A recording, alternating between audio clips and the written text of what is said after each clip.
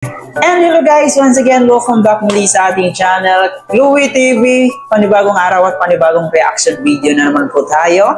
So maligayang pagbabalik sa ating mga Sulid Kalingap supporters and especially sa ating mga Sulid Jomcar fans. So napanood nyo na ba guys ang part 84? So ngayon, ini-encourage ko po kayo, panoorin nyo po, talagang sobrang nakakakilig. Especially nung naligo na sila doon sa ilog, no? So, panoorin nyo po para naman magiging buo na naman yung araw nyo. Sa ating mga Sulid Jomcar fans, nako, huwag nyong palagpasin ang part 84, guys. So, ngayon, meron tayong panibagong reaction video. At kung napapansin nyo po dyan sa ating gilid, sa ating thumbnail, Jomar binabawi umano ang perang binigay na panggastos sana sa pagpapa-opera sa kanyang beneficiary. Gaano nga ba talaga ito katotoo, itong chismis na to? Bakit umabot sa bawian? Pwede kaya ito sa Kalingap? Or pwede kaya ito sa isang charity vlogger na bawiin yung perang binigay na? So yan po ang ating pag-uusapan. Yan po yung bibigyan natin ng reaksyon mamaya. Pero syempre bago tayo magpatuloy, baka bago pa lang po kayo sa ating munting channel, huwag kalimutan mag-subscribe and paki-turn ang notification bell para every time mag-upload po tayo, updated po kayo. At higit sa lahat, huwag natin kalimutan, palagi nating suportahan ang pinakaama ng Kalingap, si Kuya Bal Santos Matubang, Ate Edna Vlog, Kalingap Rab, at syempre si Jack Matubang. Suportahan po natin ang ating Keyboys, Kalingap partners, mga charity vloggers sa Pilipinas na handang tumulong sa ating mga kababayang mahihirap. Suportahan natin sila palagi. Kaya naman ngayon, syempre, panoorin muna natin ang video na ito. Itong clip video na to mula po ito sa upload ni Papa Joms para malaman natin kung ano nga ba talaga ang katotohanan na kung bakit umabot sa bawian. So, totoo kaya itong balita na to or chismis lang ito? So, panoorin na natin ito guys.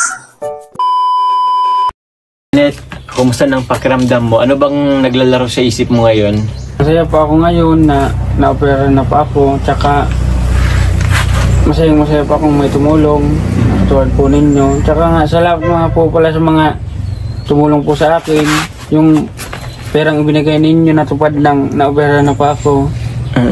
Tsaka gabayan po sana kayo ng Panginoon, lalo na ikaw po kay Jomar. Thank you, Kenneth. Sana po marami po ako kayo matulungan na katulad ko. Yun lang po, salamat. Thank you, Kenneth, kasi kung nakikita nyo lang po yung aura ngayon ni Kenneth po mga Kalingap, sobrang parang sobrang positibo. Na-excited ako, Kenneth, na sana mas na yan, tawag niyan, mawala na yung maga pa ba yun na kasi maga pa. Ano po, follow up po, check up na mo ang ngayon pong April 24. April 24. Opo, kumusta po yun na yung pera natin dyan?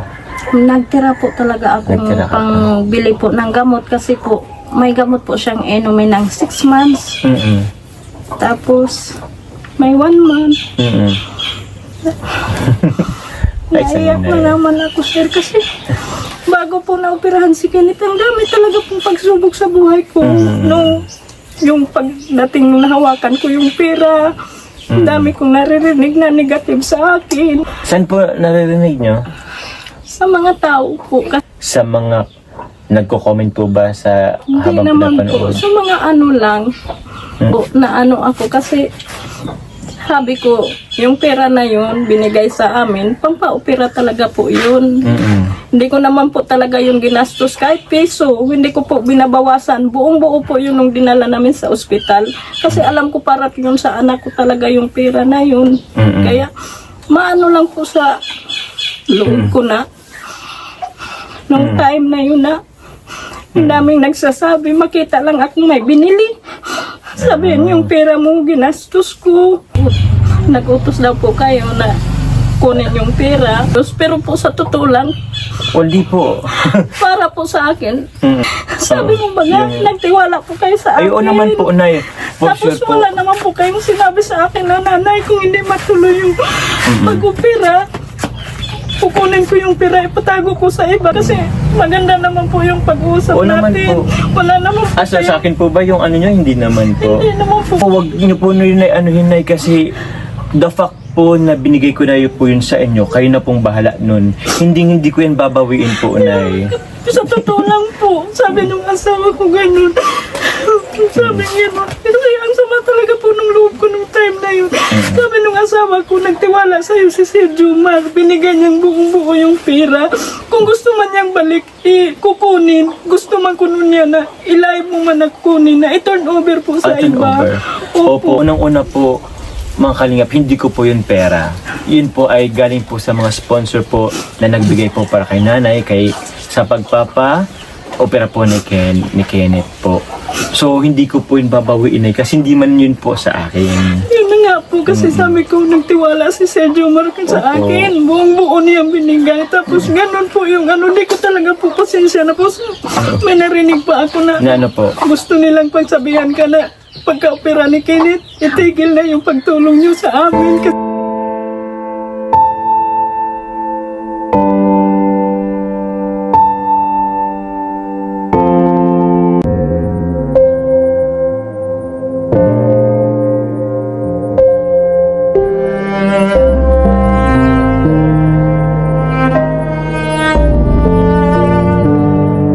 Galing po ako doon sa sentro kasama nung asawa ko. May binili po ako. Binilan ko po talaga siya ng chinilat kaya akala ko kinabukasan mag-ano siya yung matuloy sa pag-opera. Ngayon, siguro may nakakita sa amin na pinambili ko na daw ng gamit yung pera mo. Kaya inabangan po kami doon sa jeep na pinababa ako kay gusto raw kaming kausapin mo kay tumawag ka daw. Tapos ngayon sabi ko sinong nag-ano sa amin. Si Sir Jomar nga gusto kayong kausapin ng vlogger kasi kailangan nila makausap ka kay yung pera nga kasi hindi naman daw matutuloy yung pag-opera kasi yung pera hindi daw yung ibibili sa kahit uno-uno pang pa-opera ni Kenneth. Opo, pang ano po yun ni Kenneth, Nay? Pang opera ni Kenneth. Pero pwede niyo pong gamitin yun sa pagkain. Pwede niyo po yun ibili po. Kung Hindi doon. po. Pero alam ko naman po na gagamitin niyo po yun sa pang pa-opera ni Kenneth. Opo, hindi ko talaga yung binawasan.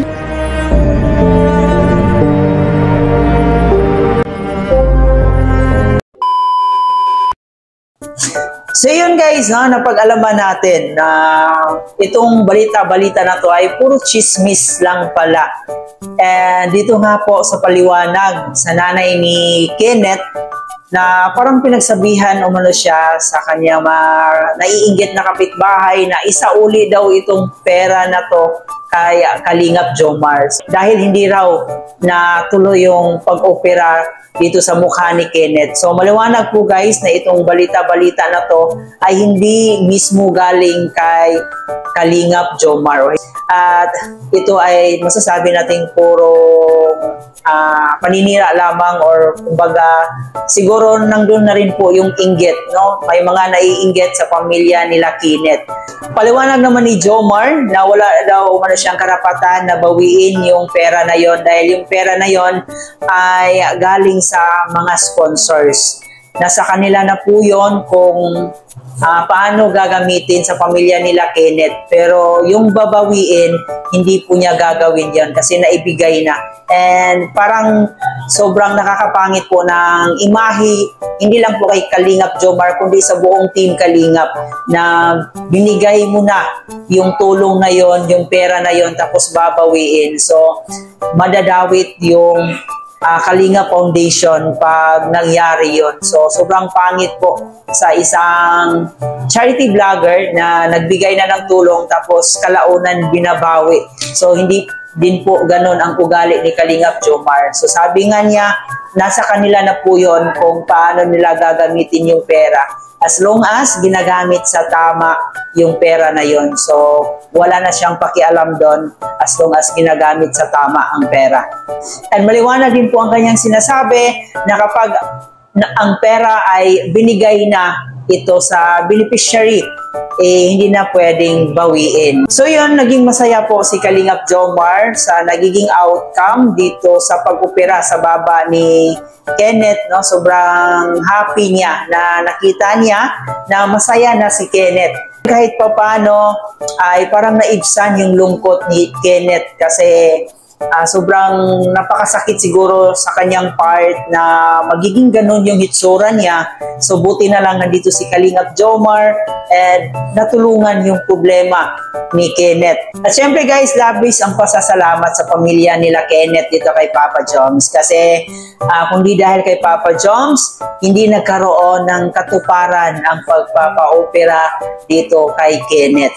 So labis yung pasasalamat nila and yun, sobrang ang saya talaga nung nakita natin, masaya talaga yung mama ni Kenneth kahit maluha-luha ito dahil dito sa issue. Pero kitang-kita po natin na sobrang nagpapasalamat po sila dito kay Kalingap Jomar. So masasabi natin si Kalingap Jomar ang binigay ng Diyos para siya yung magiging daan para maisakatuparan yung kahilingan ni Kenneth. Sabi nga nila guys, no, mahirap talaga pag meron kang kapitbahay na inggitero at inggitera kasi tulad sa nangyari sa pamilya nila Kenneth, masasabi natin na kinaiinggitan sila ngayon kasi parang nakikita ng kanilang kapitbahay na uy, ito tinutulungan siya ng isang kalingap.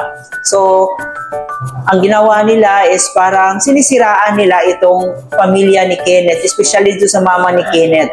And kitang-kita po natin kung gaano talaga umiyak yung mama ni Kenneth. So sobrang nasasaktan din po tayo bilang supporters ni Kalingap Jomar na makikita natin yung taong umiiyak. So sobrang sakit din po sa part ni Kenneth na makita niya yung mama niya na umiiyak dahil dito sa issue na to na wala namang katotohanan. Sabi nga nila, hindi naman talaga natin maiiwasan yung mga kapitbahay nating naiinggit sa atin. Ang importante is manalig lang po tayo sa Diyos at ipagdasal na lang po natin kung ano ang mas ikakabubuti para sa ating sarili. Yan lang po muna ang ating reaction video sa araw na to. Kung nagustuhan nyo, huwag kalimutan mag-like and share. And of course guys, mag-subscribe na rin po kayo dito sa ating YouTube channel.